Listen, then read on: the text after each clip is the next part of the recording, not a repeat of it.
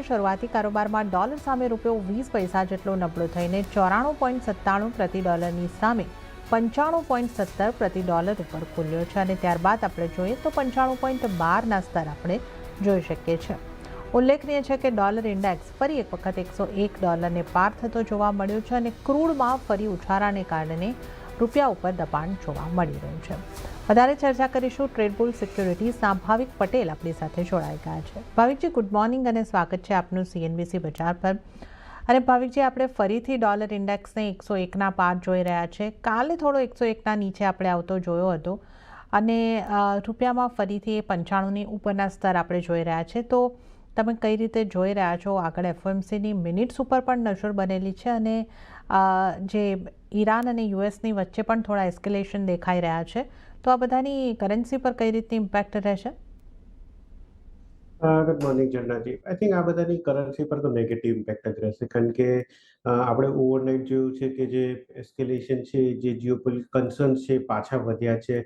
Dollar index 101 ઉપર પાછો આવી ચૂક્યો છે અને આગળ જતાં પણ લાગે છે કે ક્રૂડના પ્રાઇસીસ વધારે રહેશે. જે ઇન્ફ્લેશનરી એક્સપેક્ટેશન્સ જે છે એ ઓર વધી શકે છે, જેના લીધે આઈ થિંક ડોલરમાં આપણને તેજી જોવા મળશે. આપણે જોઈએ ડોમેસ્ટિકલી તો જે ક્રૂડના પ્રાઇસીસ વધ્યા છે એ ઓફકોર્સ એક નેગેટિવ ફેક્ટર છે અને આગળ જતાં પણ મને લાગે છે કે રૂપિયામાં આઈ થિંક જે એપ્રિસિએશન થવાનું હતું થઈ ચૂક્યું છે. 95ની નીચે સસ્ટેન નથી થઈ રહ્યો અને હવે અગેન ફરીથી 95-10ની આસપાસ આવી ચૂક્યો છે. મને લાગે છે કે 95-40, 95-50 સુધી પણ ઉપર જોવા મળી શકે છે. ડાઉન સાઇડ વધારે 94-50ની આસપાસની આશા હતી, પણ એ પણ અત્યારે નથી જોવા મળી. એટલે આગળ જતાં જેટલું એસ્કેલેશન મિડલ ઇસ્ટમાં વધશે એટલું અગેન આપણે જોઈશું કે ડોલર ઇન્ડેક્સમાં તેજી જોવા મળી શકે છે અને એની સાથે સાથે રૂપિયો પણ નબળો થઈ શકે છે. અત્યારના એક પોઝિટિવ ફેક્ટર એ છે કે FIIનું જે સેલિંગ જે કન્ટિન્યુઅસલી થતું હતું એ રોકાઈ ગયું છે, એટલે જ રૂપિયામાં આપણને એટલું મોટું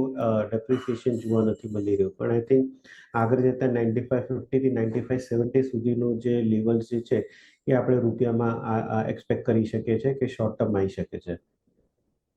ઓકે, તો આપણે જે યુદ્ધની અસરો ફરીથી વધતી જોવા મળી રહી છે, તો ડોલર ઇન્ડેક્સમાં મજબૂતી અને રૂપિયા ઉપર નરમાશ અહીં આગળથી આપણે જોઈ રહ્યા છે. પણ એક FIIનું સેલિંગ અટક્યું છે, એનો એક સપોર્ટ પણ છે. તો આપણે એક રૂપિયામાં એક સીમિત રેન્જમાં કારોબાર થતા જોઈ શકીએ છીએ. આગળ આપણે સોનાની ખાસ કરીને વાત કરી લઈશું. તો FOMCની મિનિટ્સ પહેલાં સોનામાં નરમાશ રહી છે અને જ્યાં સ્થાનિક બજારમાં કિંમતોની વાત કરીએ તો 1,44,000ના સ્તરની પાસે અને કોમેક્સ ઉપર આપણે જો વાત કરીએ તો $4,120ની આસપાસ કોમેક્સ પર 0.5% આપણને મજબૂતી દેખાઈ રહી છે. પણ સોનામાં 5%ની નરમાશ MCX ઉપર આપણે જોઈ રહ્યા છે. US ઈરાન વચ્ચે ફરી તણાવ વધતા ક્રૂડના ભાવ વધ્યા છે અને પરિણામે ફરી મોંઘવારીની ચિંતાઓ વધતી દેખાઈ રહી છે. ભાવિકજી, સોનાને હવે તમે કઈ રીતે જોઈ રહ્યા છો? થોડી નરમાશ આપણને MCXની ઉપર જોવા મળી રહી છે, પણ કોમેક્સ ઉપર હવે આપણે એક લીલા નિશાનમાં કારોબાર 4100ના ઉપર પહોંચતો જોઈ રહ્યા છે. તો સોના ઉપર હવે હાલ કયા ફેક્ટરની વધારે અસર અને સોનામાં તમે કયા સ્તર જોઈ રહ્યા છો? વેલ, આઈ થિંક બે ફેક્ટર સૌથી વધારે ઇમ્પોર્ટન્ટ છે. એક તો જે જીઓપોલિટિકલ કન્સર્ન્સ છે એ, અને સેકન્ડ છે કે ઇન્ફ્લેશનરી એક્સપેક્ટેશન્સ. આજે જે FOMCની મીટ્સ આવવાની છે એની પહેલાં તો મને લાગે છે કે સોનામાં થોડુંક વીકનેસ જરૂરથી રહેશે, કારણ કે લાસ્ટ જે FOMCની મીટ હતી એમાં તો થોડુંક ટોન જે હતું એ હોકિશ ટોન જ હતું. એના પછી આપણે જોયું હતું કે ક્રૂડના પ્રાઇસીસ ઘટ્યા હતા અને પ્લસ નોન ફાર્મ પેરોલ્સના ડેટા વીક આવ્યા હતા. એના પછી ફેડે કીધું હતું કે હવે કદાચ આગળ જતા ઇન્ફ્લેશનરી એક્સપેક્ટેશન છે થોડુંક ટોન ડાઉન થઈ શકે છે. એટલે ત્યારથી આપણે જોયું હતું કે ગોલ્ડ સિલ્વરમાં થોડીક તેજી જોવા મળી હતી. પણ અગેન આજે આપણે જોઈ રહ્યા છે કે ક્રૂડના પ્રાઇસીસ ફરીથી વધી ગયા છે. જે સીઝ ફાયર છે એ બહુ ફ્રેજાઇલ છે અને ઓવરઓલ આપણે ઓવરનાઇટ પણ જોયું કે US ઈરાન પર એટેક કર્યું ને ઈરાને કુવેટ અને બહેરેનના પણ જે યુએસના મિલિટરી ઇન્સ્ટોલેશન છે એના ઉપર એટેક કર્યું છે. એટલે આગળ જતાં પણ હવે કેટલું પીસ ટોક્સ જઈ રહ્યો છે એ હવે ડાઉટફુલ થઈ ગયું છે. એટલે માર્કેટ અગેન એન્ટિસિપેટ કરી રહ્યું છે કે ક્રૂડના પ્રાઇસીસ છે વધી શકે છે, જે ગોલ્ડ અને સિલ્વર માટે નેગેટિવ છે. ગુડ થિંગ એ છે કે મોટું સેલ ઓફ અત્યારે આપણને ડિસ્પાઇટ આ ક્રૂડના ભાવમાં ઊંચારો જોવા મળ્યો તો એટલું ગોલ્ડ સિલ્વરમાં જોવા નથી મળ્યું. દેટ મીન્સ કે માર્કેટે ડાઉનસાઇડ જે છે લિમિટેડ જ લાગી રહ્યું છે. અગેન 4000નું જે લેવલ છે મને લાગે છે કે સ્ટ્રોંગ સપોર્ટ છે, એની નીચે જવું નથી લાગતું. 57ની આસપાસનું જે સિલ્વરનું છે લેવલ છે એ મને લાગે છે કે સપોર્ટ થઈ ગયું છે. આજના દિવસમાં થોડુંક મે બી પુલબેક જોવા મળી શકે છે, પણ આઈ થિંક એ પુલબેક એ શોર્ટની જ ઓપોર્ચ્યુનિટી છે, કારણ કે ઓવરઓલ જ્યાં સુધી એફએમસી મિનિટ્સ ન થતો ત્યાં સુધી આપણને બહુ મોટો સોનામાં ઉછાળો જોવા નહીં મળે. તો આજના દિવસમાં સોનામાં થોડુંક વેચીને કારોબાર કરી શકાય છે, જ્યાં 1,45,500ની આસપાસ આવે છે તો શોર્ટ કરી શકાય છે 144,700ના ટાર્ગેટથી, અને સ્ટોપ લોસ રાખી શકાય 146નો. તો ઓવરઓલ આજના દિવસમાં થોડોક ઉછાળે શોર્ટની રિકમેન્ડેશન છે સોનામાં. તો સોના માટે અહીં આગળથી ઉછાળે વેચીને ચાલવાની સલાહ બની રહી છે. તો 1,45,500ની આસપાસના સ્તર મળે છે, સોનું વેચીને ચાલો. 1,44,700નો ટાર્ગેટ બની શકે છે. 1,46,000નો સ્ટોપ લોસ તમારે ધ્યાને રાખવાનો રહેશે. તો સોનામાં ઉછાળે વેચવાની સલાહ. હવે સોનામાં ચાંદીની વાત કરી લઈએ તો સોનાને પગલે ચાંદીમાં પણ દબાણ આવતા સ્થાનિક બજારની અંદર આશરે 0.5%થી વધુની વેચવાલી સાથે આ ભાવ 2,30,230ની આસપાસ આપણને પહોંચતા જોવા મળી રહ્યા છે. 0.27%નું દબાણ, જ્યારે વૈશ્વિક બજારમાં ચાંદીમાં પણ $1.25%ની મજબૂતી જોવા મળી રહી છે અને $60 ઉપર કારોબાર થતો જોવા મળી રહ્યો છે. ચાંદીને કઈ રીતે જોવી જોઈએ ભાવિકજી? જે રીતે અહીંયા કોમેક્સ ઉપર 1.25%ની મજબૂતી જોવા મળી રહી છે, સ્થાનિક બજારમાં થોડી નેગેટિવિટી, 2,30,000ની આસપાસની કિંમતો. ચાંદીને તમે કઈ રીતે જુઓ છો અને ચાંદી માટે તમારી સલાહ કઈ રીતે બનશે? સોનાની પાછળ તો વીક જ ટ્રેન્ડ દેખાઈ રહ્યો છે. ઓવરઓલ આઈ થિંક 2 મહિના માટે તો મને લાગે છે કે સોના અને ચાંદીમાં બહુ મોટું આપણને તેજી કે મંદી જોવા નહીં મળે. આઈ થિંક કોન્સોલિડેટ જ થઈ શકે છે કે જ્યાં સુધી યુએસનું એક રેટ હાઇક નથી આવતું ને એના પછી દેખાતું નથી કે ક્યાં સુધી રેટ હાઇક નેક્સ્ટ આવી શકે છે, ત્યાં સુધી મને લાગે છે કે ઓવરઓલ એક્સપેક્ટ આપણે કરી શકીએ કે કોન્સોલિડેશનમાં. ઓવરઓલ હજી પણ ચાંદી જ્યાં સુધી 64ની ઉપર નથી જતું ત્યાં સુધી બહુ મોટું તેજી નથી જોવા મળતી, અને પ્લસ સેમ વે નીચે પણ આપણે જોઈએ તો જ્યાં સુધી 57ની નીચે નથી જતું ત્યાં સુધી બહુ મોટી મંદી જોવા નથી મળતું. એટલે ઓલ એન્ડ ઓલ એક્સપેક્ટ કરો કે આ $6 થી $7ની રેન્જ છે એમાં જ ચાંદી રહેવાની છે. આજના દિવસમાં જોઈએ તો અગેન જેમ મેં કીધું કે સોનાની પાછળ ચાંદીમાં પણ આઈ થિંક ઉછાળે થોડુંક વેચવાની જ રણનીતિ રાખવી જોઈએ, કારણ કે હાલ અત્યારના મેજર માર્કેટ માટે કન્સર્ન એ જ છે કે જો સ્ટેટ ઓફ હોર્મસ પાછું બંધ થાય છે, કે યુદ્ધનું એસ્કેલેશન પાછું થાય છે તો ક્રૂડના પ્રાઇસીસ છે એ વધશે, અને એ વધશે તો સોના અને ચાંદી જે છે એમાં ઇન્ફ્લેશનરી એક્સપેક્ટેશન્સના દબાવની પાછળ એ બેમાં ઘટાડી શકે છે. ગુડ થિંગ એ છે કે ઓલરેડી જેમ મેં કીધું સોનામાં ઓલરેડી કરેક્શન આવી ચૂક્યું હતું, એમ ચાંદીમાં પણ વધારે કરેક્શન આવી ચૂક્યું હતું, અને કાલના આપણે કોન્ફ્લિક્ટ પછી પણ જોયું કે મેજર સેલિંગ નથી આવતું. એટલે ફ્રેશ સેલિંગ નથી દેખાતું, પણ થોડુંક ઉપર જ્યારે આવશે ત્યારે ડેફિનેટલી એક દબાવ જોવા મળી શકે છે. એટલે ચાંદી પણ 2,32,000ની આસપાસ આવે છે તો 2,30,000ના ટાર્ગેટ માટે શોર્ટ કરી શકાય છે. 2,33,000નો સ્ટોપ લોસ રાખી શકાય છે. ઓકે, તો સોના અને ચાંદી બંનેમાં શોર્ટ તરફની સલાહ અહીં આગળથી બની રહી છે. તો આજના માટે ઉપલા સ્તરેથી સોના અને ચાંદીમાં વેચીને ચાલવાની સલાહ. તો ત્યારે જ અહીં આગળથી હાલ સમય થઈ રહ્યો છે એક નાનકડો બ્રેક લેવાનો. અહીંયા લઈશું નાનકડો બ્રેક, અને બ્રેક બાદ આપણે વધુ કોમોડિટીઝની ચર્ચામાં ભાવિક પટેલ સાથે આ શોમાં આગળ વધીશું.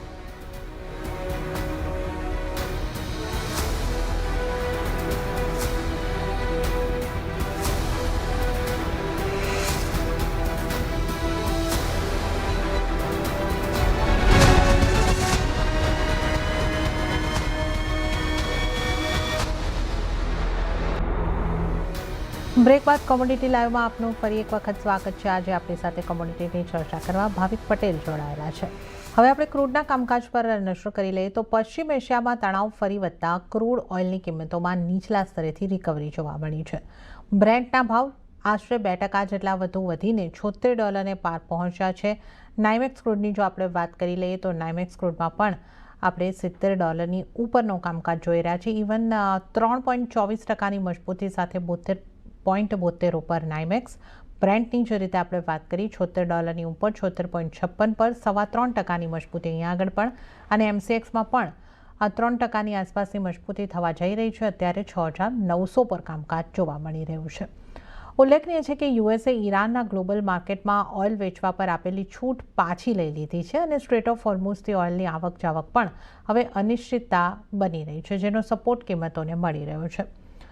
ભાવિકજી, આપણે જે રીતે એક શરૂઆતમાં થોડી ચર્ચા કરી હતી કે ક્રૂડની કિંમતોમાં ઉછાળો આવ્યા છે, આ ફરીથી યુએસ અને ઈરાન વચ્ચે એસ્કેલેશન થતા દેખાઈ રહ્યા છે. સ્ટ્રેટ ઓફ હોર્મુઝને લઈને પણ અનિશ્ચિતતા. તો આ 3.3% તેજી આપણે બ્રેન્ટ અને નાઇમેક્સની અંદર જોઈ રહ્યા છે. તો હવે ક્રૂડને કઈ રીતે જોઈ રહ્યા છો? આ પી સ્ટોક છે એના ઉપર પણ હવે આપણે અનિશ્ચિતતા બની રહી છે એમ સમજીને ચાલવું પડશે. ક્રૂડને આપણે કઈ રીતે જોવાનું રહેશે આગળ? આઈ થિંક ક્રૂડની ચાલ જે છે હવે એ ડિક્ટેટ થશે કે હવે કેટલી પી સ્ટોક થઈ રહી છે પ્રોગ્રેસ. કારણ કે આપણે સીઝ ફાયર તો જોયું, એના પછી સ્ટ્રેટ ઓફ હોર્મુઝનું પણ ઓપનિંગ જોયું, પણ એના પછી જે વાતચીત જે યુએસ અને ઈરાન વચ્ચે થઈ છે એમાં કોઈ બ્રેક થ્રુ જોવા નથી મળી રહી. અત્યારે આઈ થિંક પી સ્ટોક છે એ સ્ટેગ્નન્ટ જ થઈ ગઈ છે. હવે તો આપણે જોઈ રહ્યા છે કે ઈરાન જે છે ક્લિયરલી જે સ્ટ્રેટ ઓફ હોર્મુઝ છે એના ઉપર કબજો કરવાનો દેખાઈ રહ્યો છે. કારણ કે ક્લિયરલી જેટલી પણ શિપ્સ છે એ લોકોને એના પ્રિફર્ડ રૂટ્સ ઉપર જ જવાની કહી રહી છે, અને જો ના જાય તો ગઈકાલે આપણે જોયું એમ એ લોકોએ બી ડ્રોન એટેક કર્યું હતું. એટલે ઓવરઓલ આગળ જતા પણ ઈરાન જે છે ટોલ ફીસ એક્સપેક્ટ કરી રહ્યું છે કે એ થઈ શકે છે, જે અગેન મને લાગે છે કે આ બધા સર્કમસ્ટન્સીસને જોતા મને નથી લાગતું કે પી સ્ટોક્સ કંઈ થઈ શકે છે. કારણ કે ઓફકોર્સ વર્લ્ડ જે છે એ ફ્રી નેવિગેશન જોઈએ છે, અને ઈરાન જે છે એ જે લેવરેજ જે છે સ્ટ્રેટ ઓફ હોર્મુઝ જોઈએ એને છોડવું નથી.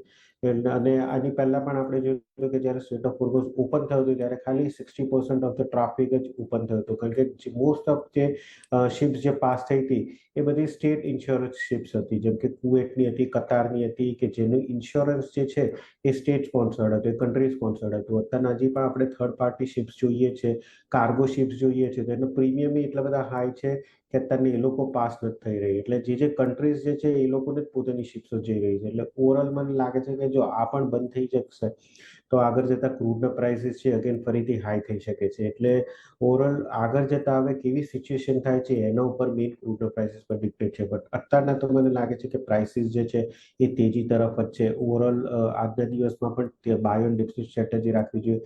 જ્યાં અરાઉન્ડ 6800ની જો આસપાસ મળે છે તો બાય કરીને ચાલી શકાય છે. 6950ના ટાર્ગેટથી 6700નો સ્ટોપ લોસ રાખી શકાય છે. તો આજના દિવસમાં પણ બાય ઓન ડિપ્સની સ્ટ્રેટેજી રાખવી જોઈએ. મે બી બ્રેન્ટમાં $70-80ની આસપાસ આવી શકે છે. $80ની આસપાસ આવ્યા પછી પણ મને લાગે છે કે મે બી પ્રાઇસીસમાં થોડુંક કરેક્શન થઈ શકે છે. પણ અત્યારે ફર્સ્ટ ટાર્ગેટ 78 અને એના પછી $80 લાગી રહ્યું છે.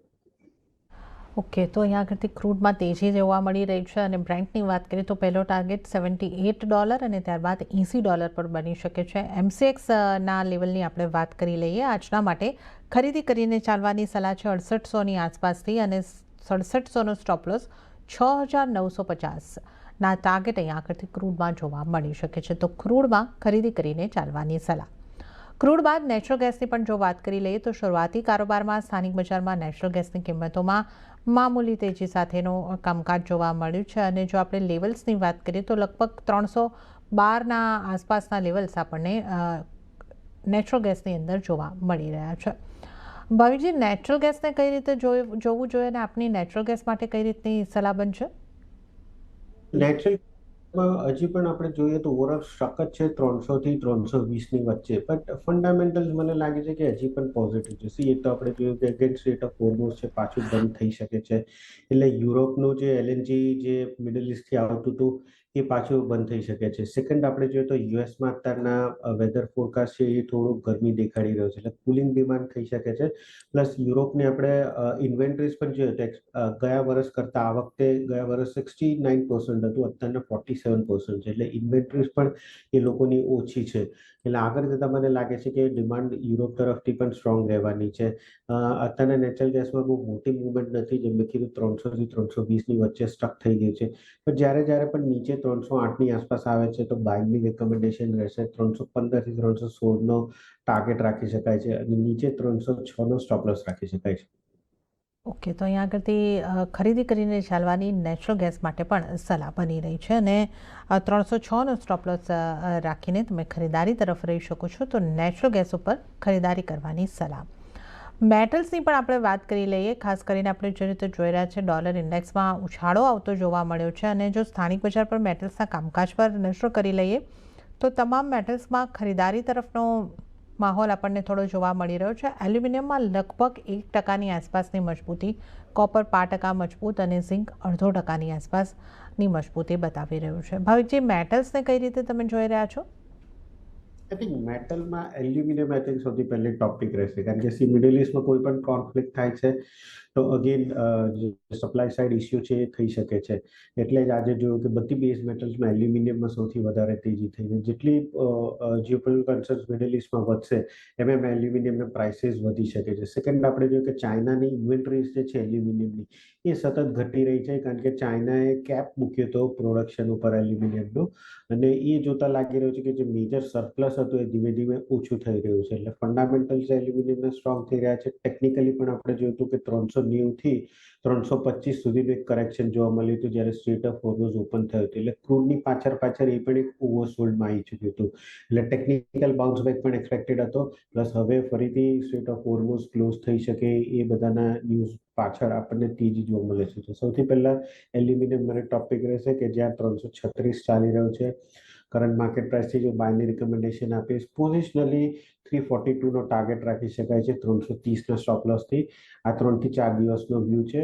ઝિંકની વાત કરીએ તો ઝિંક સેકન્ડ મારી પ્રિફર્ડ પિક છે, કારણ કે છેલ્લા 4-5 દિવસથી આપણે જોઈ રહ્યા હતા કે ઝિંક જે છે એ બાકી બધી બેઝ મેટલ્સની કમ્પેરિઝનમાં આઉટ પરફોર્મ કરી રહી હતી. અહીંયાથી હજી પણ મને લાગે છે કે 400 સુધીના ટાર્ગેટ આવી શકે છે. આઈ થિંક 2 વીકના પોઝિશનલ વ્યૂ માટે 400ના ટાર્ગેટ માટે ઝિંકની બાઇંગ રિકમેન્ડેશન છે 365ના સ્ટોપ લોસથી. કોપરની વાત કરીએ તો કોપરમાં આપણને યસ 1260થી એક રિકવરી જોવા મળી છે, પણ અત્યારના કોપર આઈ થિંક થોડુંક સાઇડવેઝ ચાલી રહ્યું છે.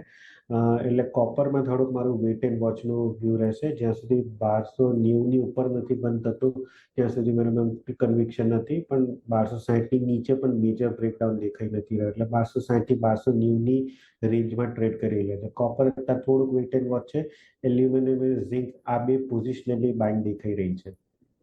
ઓકે, તો ભાવિકજીની મેટલ્સની જો સલાહની વાત કરી લઈએ તો ખાસ એલ્યુમિનિયમ પર એમની સલાહ બની રહી છે 336ની આસપાસથી ખરીદારી કરીને ચાલો 342ના ટાર્ગેટ અને 330ના સ્ટોપ લોસને ધ્યાને રાખીને એલ્યુમિનિયમમાં ખરીદી કરીને ચાલી શકો છો. ત્યારબાદ ઝિંકમાં ખરીદારી કરવાની સલાહ 400ના ટાર્ગેટ માટે અને 365ના સ્ટોપ લોસનું તમે ધ્યાન રાખી શકો છો. અને કોપર માટે અત્યારે વેટ એન્ડ વોચની સ્ટ્રેટેજી, રેન્જની વાત કરી છે 1290થી 1260ની વચ્ચે આપણને કોપર દેખાઈ શકે છે. તો આપણે બેઝ મેટલ્સની પણ અહીંયા આગળથી વાત કરી છે. અને હવે આપણે આવી જઈએ એગ્રી કોમોડિટીઝના કારોબાર ઉપર.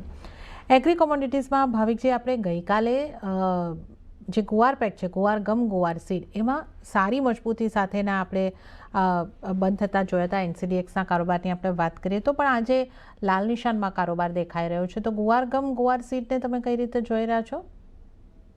વેલ અગેન જેમ આપણે વાત જોઈ રહ્યા છે કે થોડુંક સ્વિંગનું ડિલે હતું. સ્વિંગનું તો જુલાઈ એન્ડ ઓગસ્ટમાં થતું હોય છે. બટ તેજી મને હજી પણ લાગી રહ્યું છે કે એક્સપેક્ટેશન તેજીમાં સીડ અને ગમમાં આવી શકે છે. ઓવરઓલ ફંડામેન્ટલ્સ આપણે જો ફંડામેન્ટલ્સ સારા હતા. પ્રાઇસીસ જોઈએ તો કેટલા વખતથી કોન્સોલિડેટ કરી રહ્યો હતો ગુવાર સીડ 5800થી 5900ની આસપાસની. ગઈકાલ આપણને એક સ્ટ્રોંગ તેજી જોવા મળી રહી છે અને જે કોન્સોલિડેશન છે એ બ્રેક કરી છે. બટ અગેન 6200નો બહુ મેજર રેઝિસ્ટન્સ છે. આઈ થિંક જો 6200ની ઉપર જાય તો આપણને મસ્ત તેજી જોવા મળી શકે છે. તો અત્યારના હજી પણ બાય ઇન્ડેક્સની સ્ટ્રેટેજી રાખવી જોઈએ. જે આજના દિવસમાં 6040ની આસપાસ આવે છે તો 5900ના સ્ટોપ લોસથી બાય કરી શકાય છે. 6200નો ટાર્ગેટ રાખી શકાય છે. સેમ વે ગમની વાત કરીએ તો ગમમાં પણ આપણે જોઈ રહ્યા છે કે 11800 જે છે એનું એક સ્ટ્રોંગ હર્ડલ છે. જો એ બ્રેક કરે છે તો 12500 સુધી પણ લેવલ જોવા મળી શકે છે. આજના દિવસમાં 11500ની આસપાસ જો મળે છે તો ત્યાંથી બાય કરી શકાય છે 12000ના ટાર્ગેટથી, અને સ્ટોપ લોસ રાખી શકાય 11350નો. તો બે ગુવાર ગમ અને ગુવાર સીડમાં બાય ડિપ્સની સ્ટ્રેટેજી રાખવી જોઈએ. ઓકે, તો ગુવાર ગમ, ગુવાર સીડની અંદર બાય ડિપ્સની સ્ટ્રેટેજી, જો લેવલ્સની વાત કરી લઈએ સીડને માટે 5900નો, માફ કરશો, 5900નો સ્ટોપ લોસ અને 6200ના ટાર્ગેટ અહીંયા આગળથી બની શકે છે. અને ગુવાર ગમની જો વાત કરીએ, ખરીદારી ચાલવાની સલાહ છે 11500ની આસપાસથી 12000નો ટાર્ગેટ અને 11350ના સ્ટોપ લોસ અહીંયા આગળથી જોવા મળી શકે છે. તો આ ગુવાર ગમ, ગુવાર સીડની આપણે વાત કરી છે. મસાલા પેક ઉપર આવી જઈએ. ધાણામાં નરમાશ છે. 0.5% નરમાશ, જીરામાં 5% મજબૂતી અને હળદરમાં પણ 0.5% નરમાશ જોવા મળી રહી છે. મસાલા પેકમાંથી ભાવિકજી તમારી સલાહ કઈ રીતે રહેશે? સૌથી પહેલા જીરાની વાત કરીએ તો જીરાના પ્રાઇસીસ જે છે 20,000 થી 21,000ની વચ્ચે કોન્સોલિડેટ થઈ રહ્યું છે.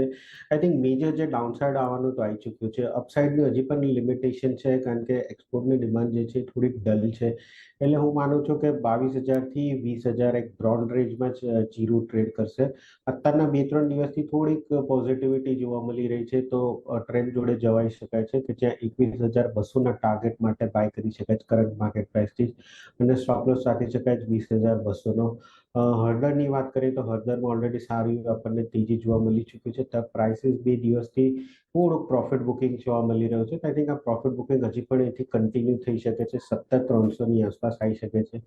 તો આજના દિવસ પર થોડુંક વેઇટ કરો. 17,300ની આસપાસ જ્યારે પણ આવે છે ત્યારે 17,000ના સ્ટોપ લોસથી બાય કરી શકાય છે. 18,000નો અગેન ટાર્ગેટ રાખી શકાય છે.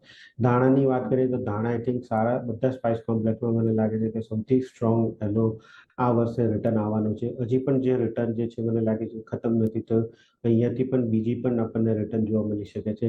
આટલા સ્ટ્રોંગ અપમૂવ પછી કે જ્યાં 12,000થી આપણને વન વે 16,000 સુધીનો ભાવ જોવા મળ્યો, હવે પ્રાઇસીસ મને લાગે છે કે પ્રોફિટ બુકિંગ ઝોનમાં આવી ચૂક્યું છે. અહીંયા આટલા હાઈ પ્રાઇસ ઉપર નવી પોઝિશન લેવી થોડી રિસ્કી રહેશે, એટલે હું થોડો હજી પણ વેઇટ કરીશ. અત્યારે 15,400ની આસપાસ ચાલી રહ્યો છે. 14,600નું વેઇટ કરીશ. જો ત્યારે કરેક્શન આવે છે તો 14,000ના સ્ટોપ લોસથી અગેન બાય કરી શકાય 15,500ના ટાર્ગેટ માટે. તો ધાણામાં હજી થોડુંક કરેક્શનની વેઇટ કરી શકાય છે. બાકી જીરા અને હળદરમાં હજી પણ બાયોમેટ્રિક સ્ટ્રેટેજી રાખવી જોઈએ. ઓકે, તો અહીંયા આગળથી જીરામાં ખરીદારી કરવાની સલાહ છે. જીરા માટે 21,200નો ટાર્ગેટ, 20,200નો સ્ટોપ લોસ. હળદરની જો અહીંયા આગળથી વાત કરીએ 17,300 બાય કરી શકો છો, 17,000નો સ્ટોપ લોસ અને 18,000ના ટાર્ગેટ. અને ધાણામાં ઘટાડે ખરીદારી કરવાની છે, એટલે થોડા ઘટાડાની રાહ જોવાની સલાહ બની રહી છે. અને 15,400, 15,000ની આસપાસથી ખરીદી કરવાની સલાહ. 14,000નો સ્ટોપ લોસ, 15,500ના ટાર્ગેટ બની શકે છે. 14,600 આસપાસથી ખરીદારી કરવાની સલાહ છે. ત્યારે જ ભાવિકજી, આપનો આભાર અમારી સાથે જોડાવા બદલ અને તમામ કોમોડિટીઝ અંગે ચર્ચા કરવા બદલ આપનો આભાર. તો આ સાથે જ કોમોડિટી લાઈવમાં પણ હાલ પૂરતું આટલું જ. હાલ મને પણ આપશો રજા. વધુ અપડેટ અને સમાચારો માટે આપ જોતા રહો CNBC બજાર. નમસ્કાર.